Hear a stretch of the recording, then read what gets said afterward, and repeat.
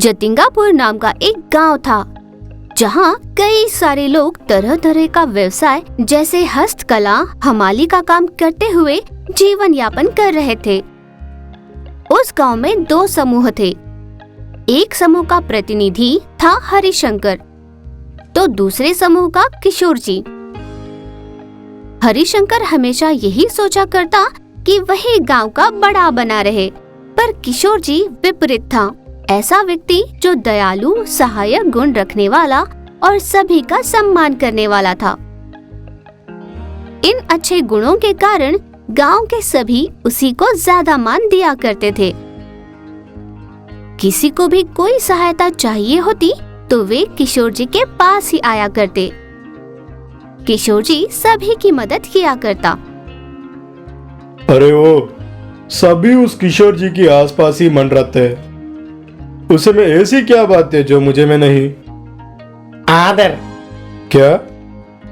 आदर भाव महाशय, उनके पास आदर भाव है। वो गांव वालों को आदर करते हैं और गांव वालों उनका। आपने भी अभी उनको किशोर जी कहा, ना कि किशोर। यही आदर है उनके पास। तुम्हें तनख्वाह मैं देता हूँ। हाँ, नहीं, आप ही महान हो।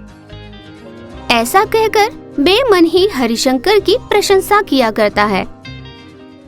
फिर अचानक गांव में रात के समय सभी के सोने के बाद किसी के घूमने की आहट, किसी के पायल की छन छन की आवाजें आने लगी। ऐसे लगा करता जैसे कोई आसपास घूमते हुए अजीबोगरीब चीखने की आवाजें निकाल रहा हो। उसी गांव का रहने वाला रामनाथ, जो हाथ से बने खिलौने बेचने आसपास के गांव गया हुआ था, उस रात उसे लौटने में देर हो गई थी। वह चलते चलते गांव के अंत में कब्रिस्तान से होते हुए जा रहा था। वहां पास ही बड़ा सा बरगद का पेड़ था। जैसे ही वो वहां पहुंचा, पायल की और कई तरह की डरावनी आवाज आने लगी। रामनाथ बहुत घबरा गया था। जय हनुमान ज्ञान गुण सागर, जय कपीश तिह लोक उजागर। जय हनुमान ज्ञान गुण सागर, जय कपीश तिह लोक उजागर। जय हनुमान ज्ञान गुण सागर, जय कपीश तिह लोक उजागर। भगवान का नाम लेते हुए चल रहा होता है। अचानक उसे आभास हुआ जैसे कोई उसके पीछे पीछे चल रहा है। पीछे मुड़कर देखने का साहस उसे नहीं था। धीरे धीरे वह आवाज और पास आने लगी थी। रामनाथ अपनी धड़कन के अलावा कुछ और नहीं सुन पा रहा था। वह आवाज और भी भयानक लगने लगी थी। रामनाथ थोड़ा धैर्य से काम लेते हुए पीछे मुड़ा तो देखा कि एक भयावह चेहरा उसके आगे सफेद कपड़ों में डरावनी आवाज करते हुए खड़ा था।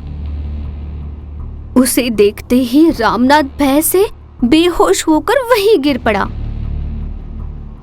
अगली सुबह गांव वाले वहां इकट्ठे हुए जहां रामनाथ बेहोश पड़ा था। सभी उसको जगाकर बात जानने की कोशिश कर रहे थे। होश में आकर रामनाथ ने कांपते हुए रात बीती बता दी। यह बात आग की तरह पूरे गांव में फैल गई। अब गांव में सभी को पता चल गया था कि अंधेरा होते ही गांव में भूत घूम रहा है। तब से कोई भी रात होते ही अपने घरों से बाहर नहीं निकल रहा था। अंधेरा होने से पहले ही घर चले जाया करते। दिन के उजाले में चहल पहल से भरे हुए जतिंगापुर में रात होते ही सन्नाटा छा जाता। एक चींटी भी बाहर नहीं भटका करती। यह कैसा गजब है। जब से मैंने होश संभाला है तब से मैंने ऐसी घटना नहीं सुनी। सही कहा भाभी, पर इस भूतिया डर ने एक काम अच्छा किया। अब मेरे बेवड़े पति का रातों में जुआ खेलना बंद ही हो गया। घर पे ही रहते हैं रात में। यह तो वही बात हो गई। भले घर में आग लग जाए पर ठंड से राहत मिलने पर खुश हुआ तेरे जैसा कोई। उस भूत के नाम से यहाँ जान जा रही है और इसे अपने पति की पड़ी है। ऐसे पानी भरने आई औरतों के बीच, स्कूल जाने वाले बच्चों में, गांव के बुजुर्गों में, खेतों के पास पुरुषों में सिर्फ इसी बात पर चर्चाएं हो रही थी। इस तरह कहर से भरे गांव में अचानक चिंटू नाम का एक लड़का गायब हो जाता है। इस खबर से गांव वाले बहुत घबरा जाते हैं। सभी मिलकर चिंटू को ढूंढने निकलते हैं। पूरा गांव घूमने पर एक जगह चिंटू के केवल कपड़े मिलते हैं। कुछ दूर और जाने पर वहां एक छोटे बच्चे का कंकाल मिलता है। सभी अनुमान लगाते हैं कि यह चिंटू का ही कंकाल है। चिंटू के माँ बाप का रो रो कर हाल बुरा होता है। गांव वाले उन्हें सांत्वना देने की कोशिश कर रहे थे। यह बात किशोर जी को पता चली। किशोर जी इस विषय पर गंभीरता से सोचने लगे। सुनो राजू, आपने आचार्य महाराजू रामकृष्ण जी को बुलाकर शांति हवन करवाओ और साथ में उनसे इसका हाल पूछकर इसका परिष्कार करने का रास्ता पूछो। यह कहने पर सहायक आचार्य रामकृष्ण के पास चले जाता है। यह बात हरिशंकर को भी पता चली। साहब, सुना है आपने गांव के गंगाराम के बेटे को उस भूत ने खा लिया। इसमें क्या नई बात है? हमें जब भूख लगती है तब हम बकरी मुर्गी मार करते हैं ना। भूत का भी ऐसी ही है। और सुना है किशोर जी ने किसी सिद्धाचार्य को इसका परिष्कार ढूंढने के लिए यहाँ बुलाया है। यह है नई बात। अब वो और भी महान बन जाएंगे ना। सही कहा। अब आने दो उस सिद्धाचार्य को। मैं दिखाता हूँ कौन महान बनता है, वो या मैं। सहायक को कुछ समझ नहीं आता। इस दौरान गांव में एक एक कर बच्चों का गायब होना, फिर उनका कंकाल मिलना चलता रहा। इस वजह से बच्चों के माँ बाप साए की तरह उनके साथ ही रह रहे थे। एक पल के लिए भी उन्हें अपने से दूर नहीं होने देते थे। अंधेरा होते ही उन अजीब आवाजों और पायल की छनछन नहीं रुकी। सभी डरकर कांप उठा करते। रातों में स्मशान से जोर जोर से आवाजें आने लगती। घबरा कर सारे गांव वाले किशोर जी के पास पहुंचे। ये बात अधिकारी को समक्ष रखो तो वे हमारी मदद कर पाएंगे शायद। पुलिस चोर उचके को पकड़ते हैं, भूत को सरकार भी क्या कर पाएगी। तो क्या इस तरह बच्चों को बलि चढ़ते हुए हाथ पे हाथ धरे हम देखते रहेंगे? मैंने आचार्य रामकृष्ण जी को यहाँ बुलवाया, वे इसका कोई उपाय ढूंढेगा। कहकर उन्हें धीरज देते हैं। परिस्थिति ऐसी थी कि कोई कुछ नहीं कर पा रहा था।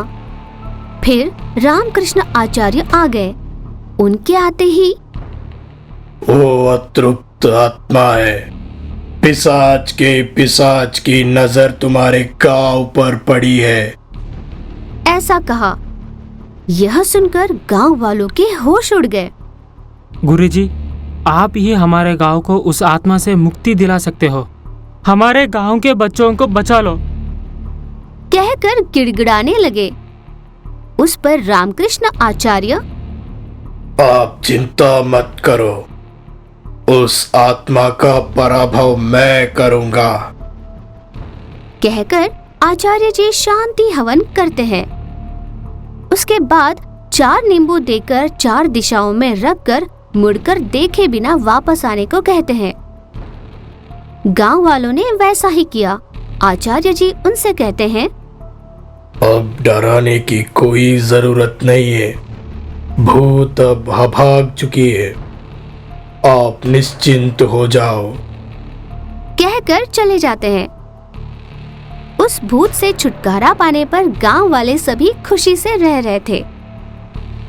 पर अचानक फिर से स्मशान से धुआं आने लगा। धुआं पूरे गांव में फैल गया था। सारा गांव भयानक आवाज से गूंज रहा था। सारी प्रजा फिर से इकट्ठे होकर आचार्य जी के ओर दौड़ पड़े।